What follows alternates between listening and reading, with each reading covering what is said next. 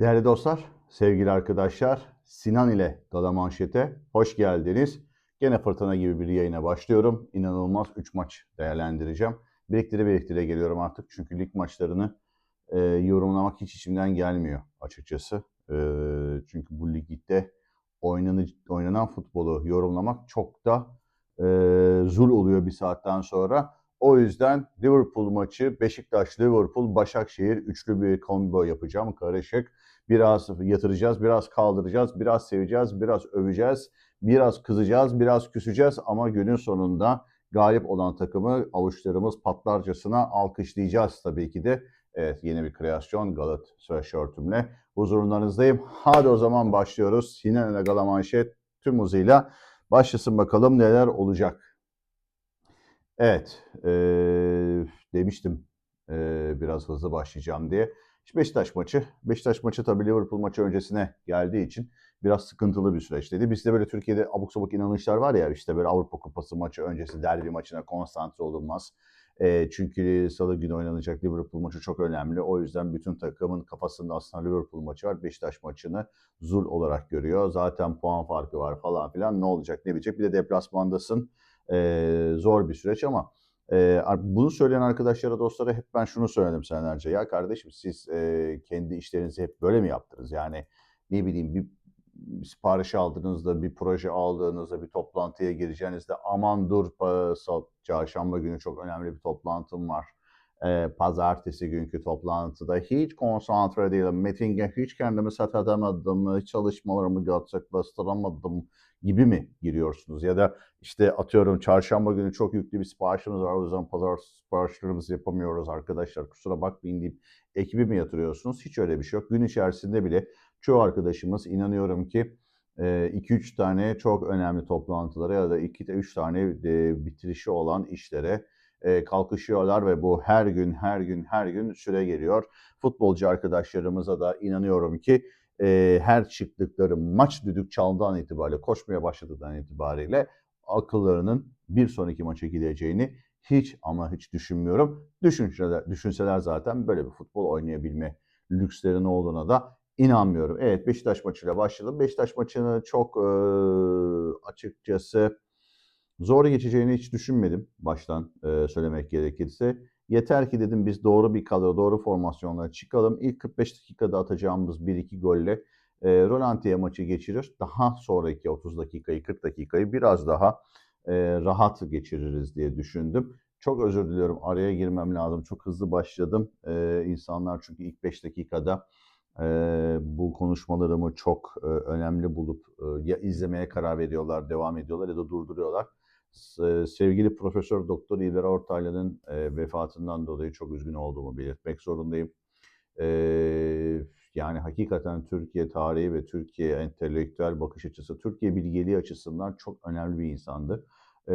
Tabii ki de onu sevmeyenler çıktı, aleyhinde konuşanlar çıktı. Bunlar insanların, toplumların gelişmesini, akıllanmasını, sorgu sual yapmasını, beyinlerini çalıştırmasını sevmeyen insanlar.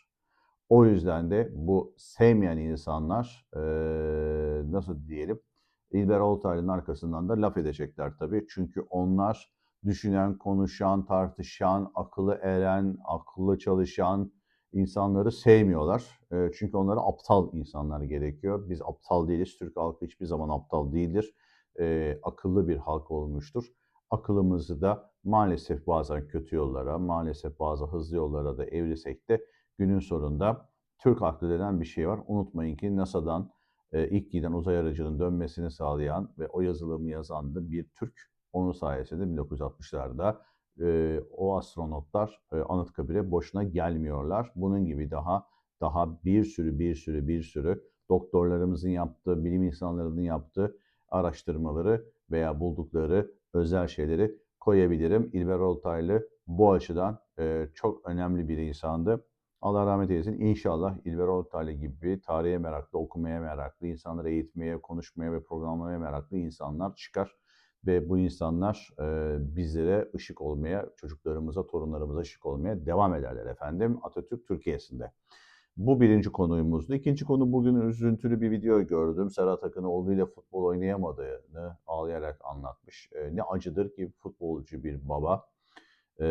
Bunu çok kusura bakmayın, yani bu sizi üzmek veya yanlış anlaşmak için değil ama işte baba olunca anlarsın vardır ya, hep böyle bize söylenen. Ben de bu kelimeyi çok açıkçası bugüne kadar e, yani anlayıp da anlamadığım, çok da ne değişecek hayatımda dediğim bir durumda. Baba olunca, hele de bir erkek çocuğu babası olunca insan daha da bir iyi anlıyor. Bugün, yani dün izlediğim, yani bugün izlediğim ama dün çektiği anladığım kadarıyla videoda, yani ağlayarak oğluyla oynayamadığını, çünkü ayağın üzerine riskliği basamadığını, ayağını baştan yaptıklarını, o anladığım kadarıyla kurşun yaralarından sonra bayağı sıkıntılı bir süreçte kendisi. Allah yardımcısı olsun. Çok üzüldüm. İnsandır her şeyden önce. Galatasaray'la ilgili yanlış sözler söylemiş olabilir, doğru sözler olmamış olabilir. Belki hiç kimse hiçbir söylediği sözden, düşünceden dolayı da vurulmamalı. Tabii bazılarını hariç, ama böyle futbol yorumları yaparken ya da bir şey olduğundan dolayı insanlar vurulmamalı ve o adamın oğluyla futbol oynayamaması çok içime dokundu. Bunu da parantez için söylemek istedim. Evet, biraz tempoyu düşürdük. Şimdi tempoyu hızlandıralım. Bir şey daha arada söyleyeceğim. Şimdi bu kadarlık burası yeter. Beşiktaş maçı, dediğim gibi, hızlı başlarsak, doğru oynarsak, öyle anlamda presle oynarsak, Çerne'yi tutarsak, ondan sonra bu takımı rahatlıkla yeriz. Zaten bir Korelileri var önde, yeni aldıkları bir çocuk. Onlarla beraber bu işi kotarırız demiştim ama maalesef pek öyle düşündüğüm gibi olmadı. Ki golü de evet, çok tırmalayarak ilk yarıda bulmamıza rağmen maçı biz ziyadesiyle zora soktuk demek zorundayım. Çünkü açıkçası çok daha artık oturaklı, çok daha bilen, çok daha ne yaptığını gösteren bir e, oyun bekliyorum artık açıkçası, ve bütün bu yayınları da yapmamın ana sebeplerinden bir tanesi Galatasaray'ın tesadüflere kalmayan, oyun içerisinde tesadüflere kalmayan bilge bir oyuna evrilmesiydi. Ama ne yazık ki henüz daha bu aşamaya gelemedik. O yüzden de benim videolarım devam ediyor. Hemen Beşiktaş maçına şöyle hızlıca bir bakıyorum. 224,5 milyona 107,5 milyon. Fakir Türkiye'nin zengin takımları olarak, fakir Türkiye'nin derken hani ligi fakir, kazancı fakir, televizyon yayını fakir, seyircisi fakir. Üç büyükler haricinde söylüyorum tabii, ama fakir yani baktığınızda baştan sona fakir bir durum var. Avrupa ile kıyasladınız. Avrupa'nın bilet gelirleri bilmem ne, ki Eray Genel Sekreterimiz Eray Yazgan hafta içi yaptığı açıklamalarda Barcelona'nın gelir seviyelerine ulaştığımızı formada ve biletlerde, bu pahalılıkla o eurolara çıktığımız için de maşallah başarıyla beraber kapalı gişe oynuyoruz. Gayet de güzel bir durum baktığınızda, ama genel olarak bu paraları verebilmemiz gerçekten mucize olarak görüyorum. Kimse kusura bakmasın. Evet, 224,5 milyon, 107,5 milyon dedik. Burada dikkat edilecek 3-5 kişi vardı. Bir Kökçü'nün ara sıra yapacakları, Olaytan'ın yapacakları, Çerne'nin yapacakları, Oh'un yapacakları, ondan sonracığıma bir de Astiani var. Ön alanda, yani buralara dikkat etmek gerekiyordu, ama defansa çok büyük açıklar vereceği için bizim daha rahat gol pozisyonları bulacağımızı düşündüm. Barış, Sara, Sane, Lemina, Torreira, bu bizim ideal beşlimiz. Önce zaten Osimhen'i saymaya gerek yok. Jakob, Abdülkerim, Sanchez, Salah'ydı. Zaten uzun zamandan beri beraber oynayan, ezberleri oturan bir takım. Ben buraya biraz da İlkay'ı da arada isterdim. Yani Sara, İlkay, yani Sara ile başlayıp ikinci yarı biraz daha gol pozisyonları bulduktan sonra, golleri bulduktan sonra İlkay futboluna geçip orayı biraz daha rahatlatmak gerekirdi diye düşünüyorum. Naga bile olabilirdi. Fakat oyun başladıktan sonra şöyle gördük ki takım hakikaten bir böyle değişik bir oyun anlamı. Yani ne önde pres yapabiliyoruz adam gibi, ne top tutabiliyoruz, ne adam gibi pozisyon yaratıyoruz. Ön alanda biraz pres koyunca adamlar dağılıyor, top kapıyoruz, ara toplar yapıyoruz falan, ama böyle bir tatsız tuzsuz, böyle bir hani yemek var ama yiyorsun, ama böyle hani lahmacun, ama lan tadı lahmacuna da benzemiyor. Böyle bir garip bir şey, böyle işte yani tortilla ekmeğin üzerine kıyma serpiştirilmiş gibi. Hani benziyor da benzemiyor. Ne olduğu belli değil. Tadı yok. Yaman bir şey yiyorsun. Buna da 500 lira veriyorsun. Ulan niye ben bu lahmacunu günün sonunda yedim deyip de kendine hayıflanıyorsun tarzında anlaşılmaz bir futbol oynadık Beşiktaş'a karşı. İlk yarı itibariyle söylüyorum ki ilk yarı itibariyle de daha fazla hakeme iş bıraktık diyebilirim ikili pozisyonlarda. Ki Sané'nin bence ilk bastığı pozisyon ikinci pozisyona göre daha kırmızı karttı. İkinci pozisyonda aldı ama da mesela Osimhen'in işte offside düdüğünden sonra ilk sarı karttan sonra gidip vurması ki ilk sarı kartı da o hakeme hele Avrupa'da o hareketi göstersen böyle gidip de önüne ayağına kenarına bassan direkt kırmızı alırsın. Unutmayın ki Juventus maçında daha adamlar havadayken Barış'la Juventus'ta futbolcu havadayken daha yere inerken adam yani havaya bakarken yere inip ayağına bastığı için kırmızı kart gördü. Ne indiği yere bakabiliyordu. Zaten havada asılı kalması mümkün değildi. Bir yere inmesi gerekiyordu. Ama orada hakemler şuna hükmetti. Dediler ki sol tarafında bir adam varsa ayağını aşağıya açık basamazsın. Burada dikkat etmen gerekiyor. Herifin Aşil tendonuna bastın. Zaten şu anda Avrupa futbolunda son 5 senedir Aşil'le arkadan direkt temas ki Orhan Caluç da bunu senelerce anlattı rahmetli olmadan önce. Direkt temas, arkadan direkt Aşil'e temaslar kırmızı kart olduğunu bütün hakemler söylüyorlar. Sané'nin ilk yarıdaki o büken pozisyonunda da ince bir çizgide kaldığını anlattı. TRT Spor'daki iki tane Türk hakemi yetiştiricisi, biri Portekizliydi yanlış hatırlamıyorsam, diğer İngilizdi galiba, onu çok hatırlamıyorum ama zaten Portekiz'de daha çok konuştu. Bizim eğitmen hakemlerimiz borderline dedikleri bir yerde olduğunu, sarı olabileceğini ama kırmızıya daha yakın olduğunu anlattılar. Benim için de hani ilk kırmızı, ikincisi de mesela niye kırmızı değil diyebiliyorum. Evet Aşil'e bastığı için kırmızı ama hani orada dengesini kaybedip kaydığı için ayağı herifin Aşil'ine geliyor. Yani o istemeden yaptığı bir hareket. Zaten yani hiçbir istemeden yapılan hareketler ama yani birincisinde biraz daha hani gelip ayağını koyuyorsun, herifin ayağını büküyorsun. O da aslında kırmızı kart bir hareket. İşte Osimhen'in sarı aşırtması da baktığında hakemin düdüğünden sonra devam ettirdiği için ama o tepkisel vuruş olmadığı için sarı kart değil, duymadım dersin. Devam edersin. Oluru var. Hiçbir şekilde oluru yok demiyorum. Ben bunları da futbolu iyileştirmek için takımımın bir daha böyle hatalar yapmaması için söylüyorum. Hiç kimseye gammazlamıyorum. Zaten pozisyonlar ortada. Zaten siz kendi değerlendirmeleri yapıyorsunuz. Bu benim şahsi değerlendirmem. Ben de bu futbolu böyle okuması gerektiğine inananlardanım. Bu da benim doğrucu davutluğum olsun. Tamam. Yani zaten doğrucu davut olmasam bu programları çekmezdim. Kazandık. Hey o çok güzel oynadık. Muhteşem oynadık. Rekorlar kırdık. Yaşasın Okan Buruk, yaşasın takım, yaşasın yönetim diye bayrak açıp buralarda deli deli hareketler yapmam gerekiyordu. Ben maalesef öyle bir adam değilim. Başak Burcu bir erkeğim ve o yüzden de her şeyin mantık çerçevesinde doğru olması gerektiğine inanıyorum.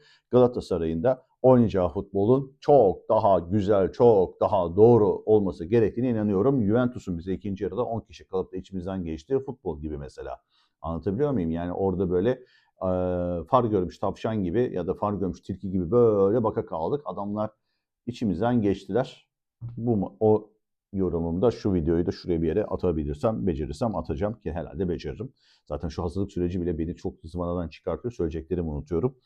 Yani Beşiktaş maçında son 10 dakikada böyle hani hadi hakem bitir falan böyle futbollarına hiç gerek olmadan biz çok rahatlıkla 2-0, 3-0, 3-1 falan 3-2 yani son dakikalara böyle daha skor avantajıyla daha doğrusu diyebileceğim. Yani 3-1'e 81. dakika 3-1, 4-1 falan girebileceğimiz bir maçı kendimiz zora soktuk. Daha karşımızda bir takım oynamıyorken.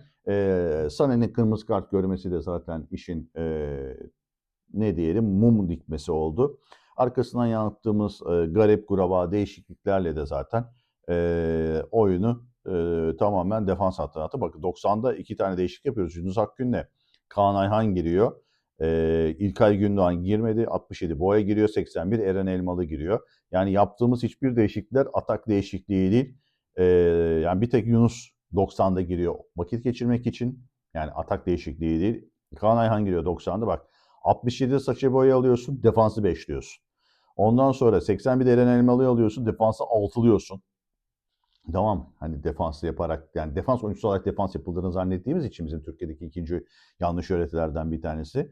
Daha sonra 82'de Wilfried Singo'yu alıyorsun, 7. defans oyuncusunu atıyorsun oyuna. Ki bu biraz daha orta saha gibi. Daha sonra da Ayhan'la Yunus Akgün'ü atıyorsun. Niye yapıyorsun bunları? Efendime söyleyeyim, skoru 1-0'ı korumak için. Kazanan her zaman haklıdır ama şu takım yani Uğurcan Çakır, Jakob, Sanchez, Bardakçı, Salay, Sara, Sané, Torreira, Lemina, Osimhen ve Burak Yılmaz takımının ilk yarı bu Beşiktaş'a 3. Hadi bilemeden 2. İkinci yarıda 2, 4 ile falan bitirmesi gerekiyordu. İşte benim de çıldırdığım noktalar bunlar. Hiçbir şey yapmadan sahada top evirip çevirerek günü kurtarmayı yani skor almayı ve günü kurtarmayı biliyoruz ama maalesef bu gelecek açısından hiç de ümit vermiyor.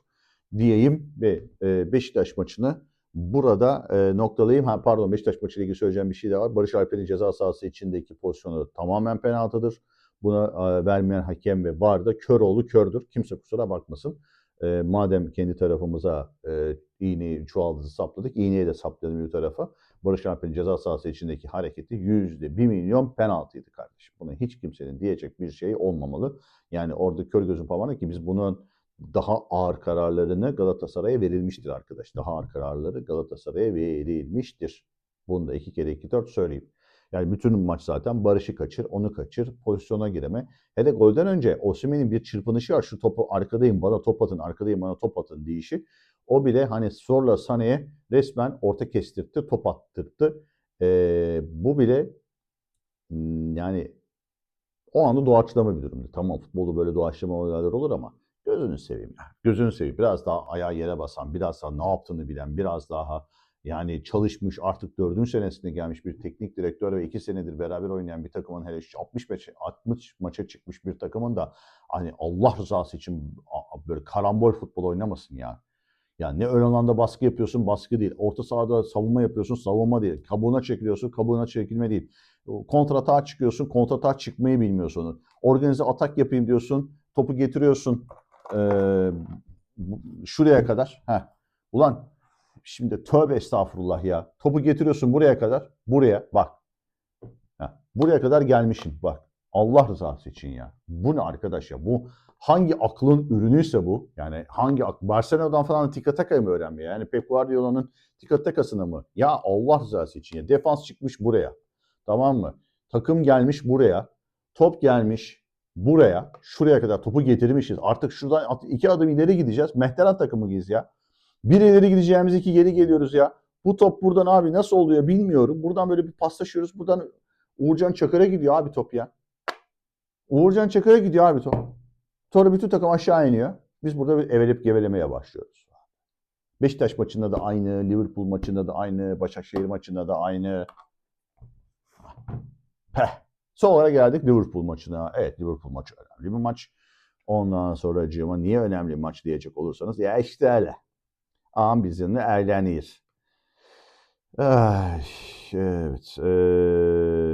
Şu sayfayı kapatalım. Maçkolik'ten hemen Liverpool maçını açalım hızlıca ki o maçı da şöyle güzelce bir yorumlayabilelim. Efendim, Liverpool maçı tabii ki de hepimiz için son 16 turunun önemli maçlarından bir tanesiydi. Herkes işte Liverpool bize 5 atar, 8 atar, 18 atar, Liverpool içimizden geçecek falan filan derken ondan sonra ya dedim ki o kadar da abartmayın arkadaşlar. Yani şöyle bir ne olduğuna bir bakalım, ne ettiğimize bir bakalım. Biz bu trene binmezdik, bu otobüse binmezdik. Biraz sakin babalar dedim. 675 milyon euroluk bir takım vardı karşımızda. Biz 224 milyon euroluk bir takımla sahadaki yerimizi aldık. Liverpool'un şöyle maç geçmişine baktığımızda galibiyet, galibiyet, mağlubiyet, galibiyet, mağlubiyet, mağlubiyet, 3 galibiyetle gelen bir Galatasaray, İspanyol bir hakem ve maça inanılmaz bir ön alan presle başlayan bir Liverpool. İlk böyle bir yani ilk 6 dakikada bir atak yapıp bir korner yakaladık. Allah'a çok şükür ki oradan golü de bulduk. Yani o duran top organizasyonundan. Ya yoksa halimiz haraptı babalar ya. Yani herifler çıkartmadı ya. O ilk 1. dakikada o Uğurcan'ın penaltı noktası üzerinden yani aynen şu noktadan şuradan şu topu şuraya oynayıp şuradaki adama buradan baskıyı yiyip şuradaki adamın önüne topu attıklarında yani Uğurcan kalede değildi yani. Herif şöyle buradan vurdu, top dışarı çıktı. Daha dakika bir gol bir. Yani dedim ki tamam, tanrılar göre görev başında abi. Bütün tanrılar, herkes işi gücü bıraktı. Galatasaray'ın Liverpool'la maçına konsantre bir şekilde seyrediyorlar dedim yani. Orada tanrının bir eli değdi yani o topa dışarı gitmesi için. Yani nasıl ki Juventus maçında da 90 artılarda o topa vurduğunda herif gitti. Burada da gitti yani. Daha kale boş dakika 1'i ya. Dakika 1 yiyorsun. 2 gene yiyorsun. 3 yiyorsun. Yani golden önceki pozisyonları var. Golümüzü atıyoruz. Çok şükür yani Osimhen'in kafasında müthiş ön arka direk organizasyonu. Lemina'nın o boştaki vuruşu şahane. Mis gibi. Topu tutup daha doğru kontrollü oynayalım derdine girip ki beceremiyoruz bunu. Çok net anladık. Eğer bu futbol oynayacaksan İlkay'la oynayacaksın. 2 kere 2 4. Peki biz bu futbolu kimle oynamaya çalışıyoruz? Dikine ve dik oynamaya giden, içeri kat etmeyi bilen, çalımı bilen fuleli oyuncularımızla oynamayı sevdik. Kim o? Lang ve Barış. Yani tutamayacağım belli. Burada Torreira Lemina da topu tutamıyor. Bunu da anladık artık. Yani top çevirme oyununda, pas oyununda Torreira ve Lemina'dan bu verimi alamıyoruz. Çünkü bunların hepsi artık dikine gitmeyi ezberlemiş ve dikine oynamayı seven adamlar. Buraya yani ya İlkay atacaksın, ondan sonra başka bunun şekli yok yani, anlatabiliyor muyum? Yunus bile olmuyor ki Yunus'u da deniyoruz dönem dönem. Birkaç maçta denedik, olmadı. Gene de ısrarla deniyoruz oralarda 10 numara serbest pozisyonda ama yani Sara'ya çok yük biniyor burada, anlatabiliyor muyum? Yani bir de Sara'nın senin pasör ayağın olduğunu bildikleri için Sara'nın önüne engel alıyor. Yani önlem alıyorlar adama. Yani adamın pas istasyonlarını ve pas oyununu bozmaya çalışıyorlar. Onu topu aldırmıyorlar. Torreira'ya aldırıyorlar ki presi rahat yapıp topu kapıp ön alan hatalarına başlayabilelim diye. Hani Liverpool maçı da öyle çok kolay geçmedi. İnanılmaz zor geçti. İkinci golümüzü offside'dan saymadılar. Evet, Barış o offside'daydı ve o defans oyuncusuyla mücadeleye girip onu bitirip kalktırmasına offside verdi hakemler. Maalesef yeni offside kurallarında bunlara hakemler Avrupa'da offside çalıyor. Nitekim işte galiba bizim Trabzon maçında da Boyen'in attığı gole Boyen'in düşüşüyle engellediği defans oyuncusundan dolayı attığımız golü saymamışlar diye hatırlıyorum. O yüzden bu da değişik bir kırılma noktasıydı maç içerisindeki. O maç mesela o gol olsa daha değişik olabilirdi. Bir iki pozisyon bulduk. Hiç fena olmayan iki pozisyon bulduk ama ben Liverpool'un yani buldu ya tabii şeye çok üzüldüm yani Salah'ın futbola küsmüş olmasına çok üzüldüm. Gerçekten yani Salah şöyle dünya gözüyle canlı seyretmek istediğim adamlardan bir tanesidir ama maalesef bunu doğru gerçekleştiremedik. Efendim maç içerisinde 15 şut denemesi olmuş her iki takımında.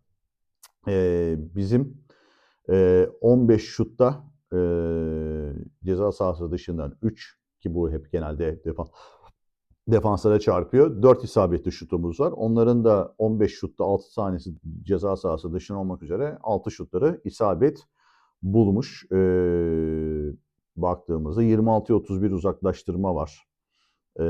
18 tane pas arası yapmışız. Onlar 5 tane pas arası yapmış. Yani bizim pas oyunumuzu onlar daha çok bozdular. Ve burada tabii kaleci faktörü de vardı. Kalecileri Mamaşdaşvili'ymiş yedek kalecileri. Çünkü ana kaleci sevgili Alisson Becker yoktu. O da bizim için belki de büyük avantajdı. Şimdi ısı haritasına baktığımızda şöyle kısaca bir ısı haritasını da şöyle bir göstereyim de sonra vay efendim Sinan niye eleştiriyor olmasın. Şu şarj kablosu da yeri düşmesin de şuraya koyalım. Buyur. Ah. Hatta bakayım şöyle şöyle büyüteyim. Şu kırmızı alan görüyorsunuz ya babalar. Bu gördüğünüz kırmızı alan bizim topa sahip olduğumuz ve bizim kalenin önü. Çoğunlukla. Bak. Sağ bek, sol bek ve kalecinin önü. Bak topu biz nerede tutmaya çalışmışız? Şurası da pardon şöyle yapayım. Şöyle yapayım. Bakayım yapabilecek miyim? Yaptım. Şurası rakip kale babalar. Burası bizim kale. Bu bizim kale. Bu rakip kale. Bak biz ne yapmışız? Kırmızılar bizim yoğunlukta olduğumuz alanlar. Ekseriyeten buralarda olmuşuz. Burada hiç yokuz. Gördün mü? Anladın şimdi ben niye bu yorumları yapıyorum? Bu işte senin oynadığın futbolu göstergesi. Top tutan Galatasaray. Yeni başladı bu da. Dedik biz top tutan Galatasaray yapıyor. Al bu da Liverpool. Şimdi diyeceksin ki ya Liverpool'u göster kardeşim. Liverpool'u göster kardeşim. Al bu da Liverpool bak. Kalesi burası.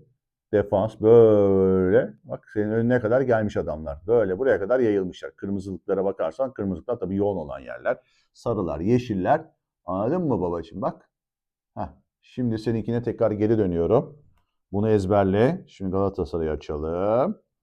Liverpool'u kapatalım. Bak, bak, bak. Bakayım, bak var ya hani bakayım bak. Kale, bak bir buradan gitmişim, bu buradan. Anladın mı? Daha usturuplu, daha düzgün, daha topu tutan, topu tuttuğunda pas arası yapan. Yani şuradan şuradan yediğin presi 3 tane pres yiyorsun üst üste. Ve yan taraftan öyle izliyorsun. Lan bu herifler niye bu presi koyuyor, biz ne yapacağız diye. Sonra ne yapıyorsun? Ondan sonra buradaki adam Sanchez işte buradan uzun oynuyor. Uğurcan'a veriyorsun, Uğurcan uzun vuruyor. Uzun vur, uzun vur, uzun vur, uzun vur. Vur uzun. Vur. Vur uzun babacım, gitsin top. İşte uzaklaştırma, 26 tane uzaklaştırma. Belki bunların içerisine dahil. Ondan sonra uzun top. Ne diyelim mesela? Nerede? Hücum genel.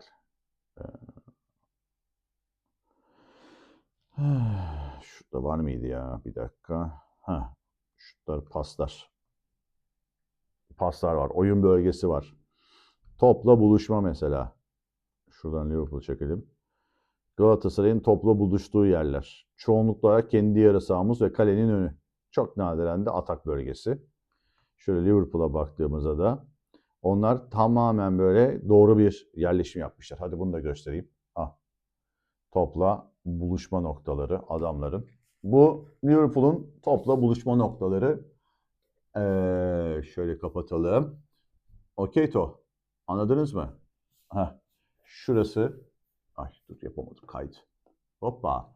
Şurası kendi kaleleri. Burası bizim kalemiz. Bak dağılışa bak ne kadar düzgün. Görüyor musun? Her yerde var adamlar. Şimdi bizimkine gelelim.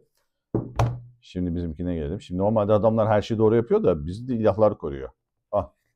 Bu da bizim savrukluğumuz. Genellikle neredeyiz? Şurada bizim kale önü. Yoğunluklu olarak buradayız. Görüyorsunuz bak şurada çok nadiriz. Herifler burada ne kadar yoğundu. Biz burada ne kadar yoğunuz. Bu ne biliyor musun? Toplu buluşma.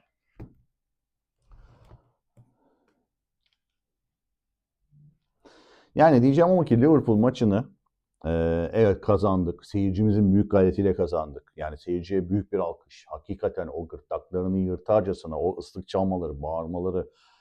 Ya müthiş, müthiş yani. Hakikaten bak bir ara böyle herif kulaklarını falan kapatıyor Liverpool'lu. Acayip işler yani. Belki de hakikaten oynayamaz hale getiriyoruz insanları yani. O yüzden Juventus mesela içeride bizden 5-7, dışarıda bize rahatlıkla 10 kişiyle 3 atabildi. Hani anlatabiliyor muyum? Yani bu değişik bir durum yani. O seyircinin verdiği reaksiyon hakikaten çok değişik işler. Neyse şimdi patladı. Maçkolik Baba. Ya bizim internet patladı ya Maçkolik patladı bilmiyorum. İkisinden bir tanesi. Bu arada su topunu da tebrik ediyorum.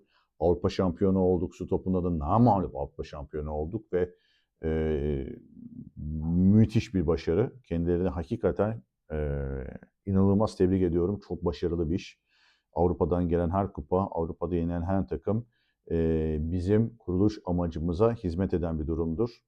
Emeği geçen tüm yönetime, tüm oyunculara, tüm teknik ekibe, oraya giden seyircilere, bu organizasyona sponsor olanlara yani Galatasaray anlamında sonsuz kere teşekkürler. Çünkü en azından arada da Türkiye'de bunu ikinci kez yapıyoruz bu arada.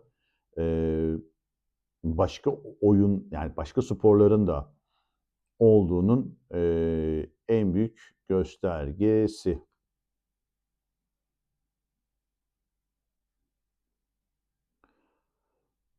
Efendime söyleyeyim. Şöyle bakıyorum da bakayım şu şutlar tarafına neymiş Liverpool. Şuradan Galatasaray'ı açayım. 3 tane yeşilimiz var. Ondan sonra sürekli de dışarı vurduğumuz bir sürü kırmızılar var. Oklar olarak bakıyorum. Engellenen şut mavilermiş. 1, 2, 3, 4 tane var. Bir tane biz gol yedik bu arada Liverpool'dan ama Allah'tan adamın eline çarptı da girmedi. Yoksa hakikaten orada da gene bir sıkıntı yaşayacaktık yani. İlk yarıda kaç tane şutumuz varmış ya? İkinci yarıda 2, 4, 6 şutumuz var. Ondan sonra birisi kaleyi tutuyor. Diğer hiçbir tanesi tutmuyor. Yani bir tane kaleyi tutan şutum var ikinci yarıda. Sadece. Bir şut kaleyi tutan. Toplamda da 6 tane şut atabilmişsin Liverpool'a kendi evinde ki bence büyük başarı. Arkadaşlar yendik ama ezilmedik. Büyük başarı, büyük başarı. İlk yarıda da şöyle bakıyorum. 1 ve 2. Zaten biri gol oldu. 1, 2, 3, 4, 5. 3 burada var. 4, 5, 3, 5, 6, 7, 8. 8 tane de buradan şutumuz var. İşte 8, 10, 9 tane var. 9, 6, 15 zaten. Doğru. Bir tane daha arkaya gizlenmiş. 9 şutumuz burada, 6 şutumuz orada var. Burada da 9 şuttan 2, 4, 6, 8, 9. 9 şuttan 2 tanesi kaleye tutuyor. Toplamda kaleye tutan 3 şutum var zaten. Evet. 4'müş. Dördüncü de varmış. Demek ki burada bir tane daha saklanan var. Neredeyse o. 4 tane şutum var eninde sonunda. Günün sonunda 4 kaleye tutan şutla Liverpool maçını kendi evinde Galatasaray'ın en pahalı kadrosu tamamlıyor. Hemen hızlıca şöyle değişikliklere de baktığımızda oyuna girenler 77'de Salahi ve Yunus Akgün. Arkasından 87'de Boye. Arkasından 90'da İlkay Gündoğan, Eren Elmalı. Koskocaman İlkay Gündoğan şu oyunun ikinci yarısının en az 70. dakikasında oyuna gelip oyunu tutması ve toparlaması gereken, pas istasyonu olması gereken kişiyken sen onun vücut 8 numara oynayamayacağını ve bizi sahada bir kişi eksik bırakacağını düşünmek suretiyle oyunu atmıyorsun ve 90. dakikada gençlere yapılan muameleyi yapıp 90. dakikada İlkay'ı oyuna atıyorsun. Sen ne yapıyorsun? Derler adama. O da 90. dakikada oyuna atacağın kişi Ahmet Kutucu olur. Hadi Kaan Ayhan olur. O da olmaz. Aspirilli olur. At Aspirilla'yı mesela oyuna. Ya genç çocuk atılır burada ki zaten kadroda yani Batuhan'dan başka genç çocuk yok. Yani anlatabiliyor muyum? Yani Aspirilla bizim değil Türk yani Türk olup genç olan bir tek Batuhan Şen var ya da yedek kaleci. Onun dışında hiç kimse genç değil. Yani. Adamın Arsenal'de 16 yaşındaki futbolcusu 90 artılarda gidip gol atıyor. 16 yaşındaki çocuğu oyuna atmışlar. Oynatıyorlar. Biz de 16 yaşında ki çocuğa ne muamelesi yaptığımızı, 18 yaşındaki çocuğa ne muamelesi yaptığımızı görüyorsunuz. Naga bile şu Başakşehir maçının son dakikalarından oyuna girebilme şansı yakaladı. Aspili'yle ortalıklarda yok. Oynatılmıyor. Niye bilmiyorum. Onu da körleştirdik. İlkay Gündoğan'dan çok hızlıca vazgeçtik. Niye? Çünkü taraftar şey yapıyor diye. Günün sonunda baktığımızda Liverpool maçı kazanılması itibariyle mucize. İkili mücadelesi kuvvetli. Nispeten takımın ve taraftarın istediği onların sayesinde kazanılmış bir maç olarak da tarihimizdeki altın harflerle yerini aldı. Allah bizi Liverpool'un şerrinden korusun ki onların da bence çok bir hali kaldıklarını düşünmüyorum. Bu teknik direktörleri inatla ve ısrarla abuk sabuk bir futbol oynatıyor. Zaten şu anda Liverpool kendi evinde bildiğim kadarıyla 5. sırada. İngiltere'nin 5. sırasındaki tırışka bir Liverpool'la oynuyoruz. Evet 5. sıradaymış. 14 galibiyet, 7 beraberlik, 9 mağlubiyet almış. Birinci Arsenal 70 puanda, ikinci City 61 puanda, 3. United 54 puanda, 4. Aston Villa 51 puanda ve Liverpool 49 puanda, Chelsea 48, Brentford falan, Everton, Newcastle öyle aşağı doğru gidiyor. Buradaki de bir değişik olan bence Tottenham'ın çok aşağılara inmesi, Leeds United'ın biraz aşağılarda kendini bulması. Bu bence hakikaten enteresan olmuş. Brighton'ın yukarılarda, Fulham'ın yukarılarda olması da, Brentford'un biraz yukarılarda olması da bence ders alınması gereken şeyler. Efendim şimdi bana diyorlar ki Sinancığım 300 milyon euroluk kadroyla 600 milyon euroluk kadrolarla mücadele ediyorsun. İki de iyi de mücadele ettin. Golü de attın, kazandın. Daha ne istiyorsun? 16'dasın. Buradan şükür etmelisin. Hep bu şükür var ya bu şükür. Yani Hıncal Uç'un gene geçenlerde bugün çok Hıncal Uç söyledim. Geçenlerde bir şey var. Biraz daha haddimizi bilerek mi oynasak diyor Serkan Korkmaz. Hıncal Uç ağzının payına şak diye veriyor. Atatürk diyor eğer ve Türk toplumu diyor o dönem haddini bilseydi ne bu devrimler olurdu ne o savaşlar kazanılırdı. Yani ne de biz burada bağımsız bir şekilde bağımsız Türk topraklarında yaşıyor olurduk diye ağzının payını çok güzel verdi. Had bilmek diye bir şey yoktur. Had yoktur, satıh vardır. Satıh bütün vatandır ve müdafaa edilmesi gerekmektedir. UEFA kupasını almaya giden Fatih Terim ve ekibi de haddini bilseydi UEFA kupası olmazdı. Kadrodan önemli isimlerin gittiği Süper Kupa maçında Monaco'da Los Galacticos'a karşı haddimizi bilseydik gene kupayı alamazdık. Böyle size çok fazla Örnekler sayabilirim. Basketbolda, su topunda, orada, burada kimse haddini bilmek zorunda değil. Kimse kimseye had bildirmesin. Had bildirin ağzına hat yaparım, ham yaparım, görürsünüz gününüzü. Heh. Beni delirtmeyin. Onlara. Dünyanın şu anda ilk 3 numarasında olan, yani ilk 5'inde belki de ilk 10'unda olan 2 forvet sende. Icardi ile Osimhen. Anlatabiliyor muyum? Yani Sané sende, İlkay sende. Ha, daha ne istiyorsun yani? Singo sende 30 milyonluk. Ondan sonra Sanchez'in var. Uğurcan kalede iyi. Torreira Leminan var ortada. Ya bir affedersin de neyin haddini biliyorum ben ya? Neyin haddini biliyorum? 13. olan takımla mı çıktın buralara geldin yani? 2 tane ya süperstarın var diye olan bir takımla mı çıktın yani? Diğerleri böyle enten püften 200-100 milyonluk bir takımla mı geldik? Diyorum 350 milyon şu takımın değeri ya. Dalga mı geçiyorsunuz? Tamam. Liverpool'un değeri 1 milyar avro. Yapacak bir şey yok. Kabul ediyorum. Çok önemli futbolcuları var. Her şey okey. Hiçbir sıkıntı yok. Lakin bizde gerçekten iyi futbolculara sahip, artık oturmuş bir düzeni olduğuna inanacağımız, 4 senedir aynı teknik direktör tarafından yönetilen, idare edilen bir takım olarak Allah rızası için biraz daha ne oynadığını, nasıl atak yapması gerektiğini, oyunun hangi dakikasında topu nereye götürmesi gerektiğini ve kimin önüne hangi topu atması gerektiğini bilsin ya. Halı saha futbolundan da bir vazgeçelim artık ya. Vallahi vazgeçelim yani. Ha diyeceksin ki diğer takımlar ne yapsın, ölsün mü? Beni hiç ilgilendirmiyor. Kimse ölmesin tabii ama diğer takımların da durumu beni hiç ilgilendirmiyor. Had bildirenlere de haddinizi bilin diyorum.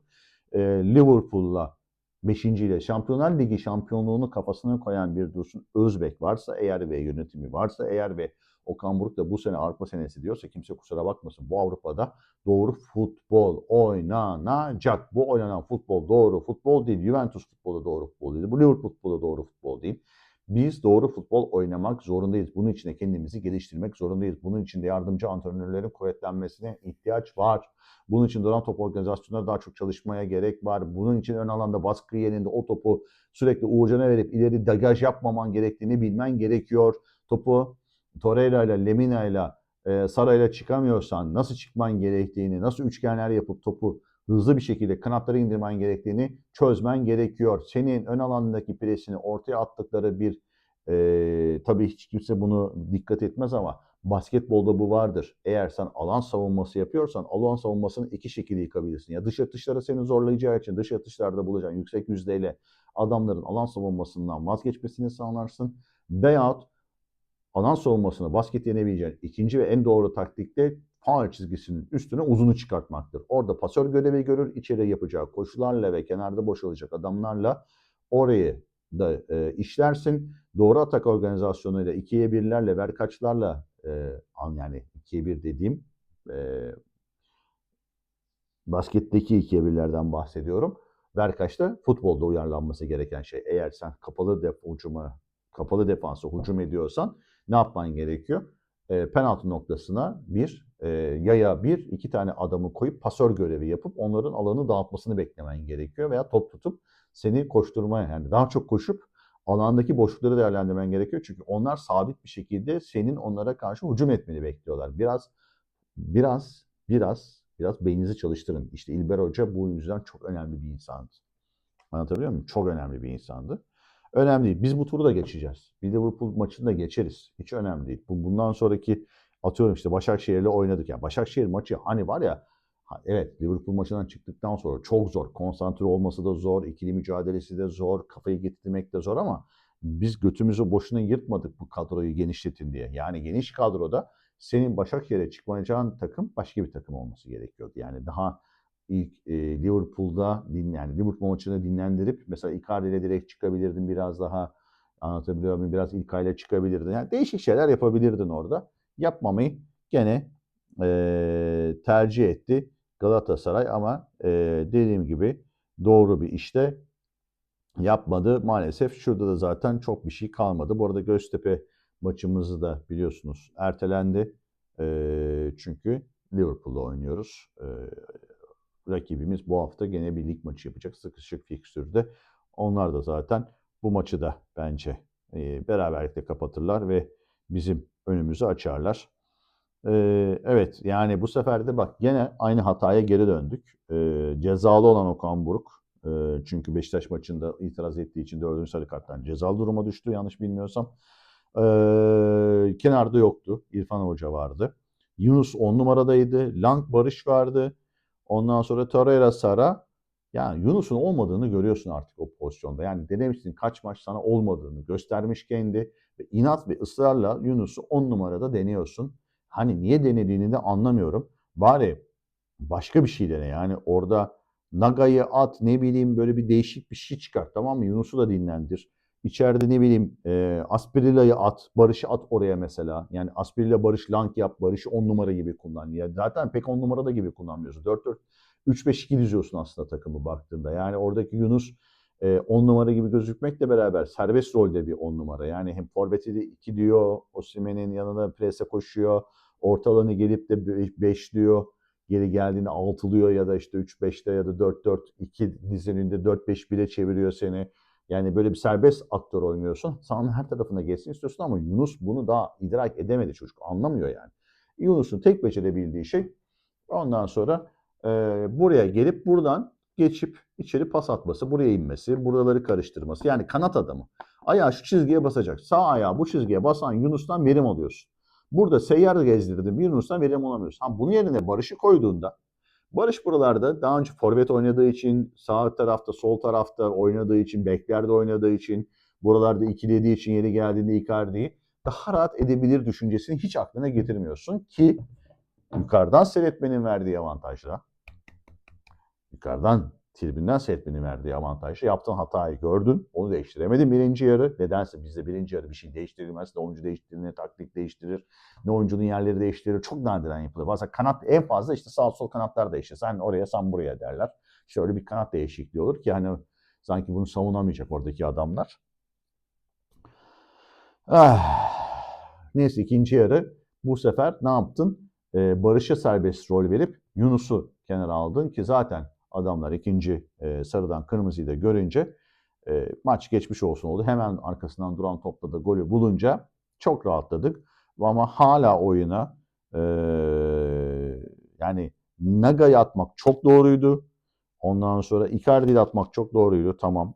Hiçbir sıkıntım yok. Kaan Ayhan niye mesela? Mesela Kaan Ayhan'ın yerine genç bir çocuk gelemez mi arkadaş? Yani niye Kaan Ayhan? Yani hiçbir altyapıdan. Bak şu anda altyapıdan İsmail Jakobs, Kaan Ayhan, Sacha Boey, İlkay Gündoğan, Yaser Asprilla, Nagahan, Lemina, Icardi, Kutucu. Bir tane genç futbolcu almamış ya. İşte bu konuda inat etti. Bu konuda hakikaten hiç kimseyi yetiştirmeme konusunda ve oynatmama konusunda gençlerin önünü mıh gibi tıkadı. Galatasaray'ın geleceğine ben bu kadar kötülük yapan bir teknik direktör daha görmedim. Aspirilla mı geleceğimiz, Naga mı geleceğimiz? İkisi de kiralık zaten. Hani satın alsan ne olur, almasan ne olur? Bunları yabancı sınırına takılacak iki tane eleman. Bunlar senin mini takımında mı oynayacak? Değil. Yani Aspirilla Naga'yı yetiştireceğim diye yani onlar da zaten bizim zorumuzda alındı. Genç çocuk almıyorsun diye ayıp olmasın diye ki Aspili'yi kadroyu görmüyor kaç zamandır. Naga'yı da işte 52'de 82'de attık galiba oyunu. Naga'yı 82'de oyunu attı. 10 kişilik Başakşehir'de 2-0 öndeyken 66 2-0 öne geçmişken 70'te 75'te aldığı futbolcular kim biliyor musun? Bak. Yani golden sonra aldığı futbolcular İlkay ki bunu Beşiktaş maçını alması gerekiyordu. Sacha Boey, Kaan Ayhan, Icardi. Hepsi yaşını başına almış Boya hariç. Adamlar ondan sonra Naga 82'de giriyor ayıp olmasın diye. Naga 82'de giriyor. Zaten Boya 25 oldu artık. Ben bunu saymıyorum bile yani. Hani bunu gençten saymıyorum bile. Herif 25 yaşına gelmiş yani. Kazık kadar adam olmuş. Ve şu kadroda bir tane altyapıdan futbolcu yok. Neyse şimdilik bu kadar. Ben daha delirmeyeyim. Anlatacaklarımı hızlıca anlattım. Dediğim gibi kimse had bildirmeye kalkmasın. Kimse Liverpool iyi diye caka satmasın. Bu takım, bu kadro çok daha iyisini oynar. Bodo'ya bakın. Bodo futbol dersi veriyor. Efendim her sene öyle. Yunanistan'da Avrupa Kupası almıştı yanlış hatırlamıyorsam galiba. Kendi evinde düzenlenen turnuvada. Tamam kötü futbolla aldı. Öyle aldı, böyle aldı ama aldı. Bodo da geliyor. Güzel oynayarak geliyor. O futbolcunun satarsa inanılmaz kâra geçecek. 3-4 tane futbolcunu satsa en az 30 milyon ortalamayla satar. 4 kere 30, 120 milyon cebine girer. En az. Verdiği maaş kuş kadar. Aldıkları herifler zaten kendi mahallesinden adamlar. Yani Büyük tarih yazıyor Bodo. Kendilerine tebrik ediyorum. Biz Bodo olamayız. Bunu da kabul ediyorum. Zaten yani olabilecek kapasitemiz yok. Çünkü öyle bir yetiştiricilik yok. Görüyorsunuz kaç tane maç saydım üst üste. Hiçbirinde bir tane 19'dan alınan çocuk yok. En azından Efeler Mefeler birileri giriyordu. Bu 19'dan. Bu artık Allah selamet versin durumu. Evet, şimdi oynayacağımız Liverpool maçı çok önemli. Burada gene topu alıp da buralarda eveleyip geveleyip buralardan gene Uğurcan'a verip ileri uzun oynayacaksak, buralarda top çevirmeye kalkışacaksak kendi ceza sahasımızda buradan da ileri vuracaksak bu iş yaştır. Bizim içimizden geçerler. Ne Salah'ı tutabiliriz ne diğerlerini. Taraftar baskısıyla beraber bizi orada çok zor bir maç bekliyor. Savunma hücumdan başlar. Hücum alanında doğru paslaşma istasyonları yaratıp, doğru alanları kapatıp, adamların çıkışını bir nebze engelleyip, uzun veya yanlış pas istasyonlarını oynatıp, topu arkada hızlıca kapıp, doğru pas istasyonlarıyla birinciden ikiye, ikiden üçe doğru geçip, topu sahibi olursak, böyle abuk sabuk topu Barış'ın önüne uzun vur, Lang'ın önüne uzun vur, Osimhen'e hava topu kaldır deyip Osimhen de delirmeden her topu kendini istemeden doğru futbol oynarsak su gibi aziz olursunuz ve maçı alırız. Efendim dilim damağım kurumuştu. İyi oldu. Bir de suyumuzu içtik. Efendim hepinize çok teşekkür ediyorum yayınımı izlediğim için. Bir sonraki yayında Liverpool maçı sonrasında görüşmek üzere efendim. Şuradan saatimizden çok teknolojik olarak kameranın stopu yapacağım. Efendim hepinize sevgiler, saygılar. Galatasaray'da kalın.